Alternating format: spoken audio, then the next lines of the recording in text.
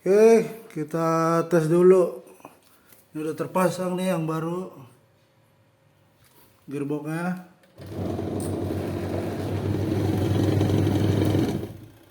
Ini baru enteng nih. Normal lagi ya.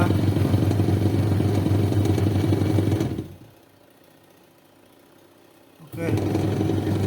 Jadi jangan buru-buru ganti dinamo. Periksa dulu gearboxnya.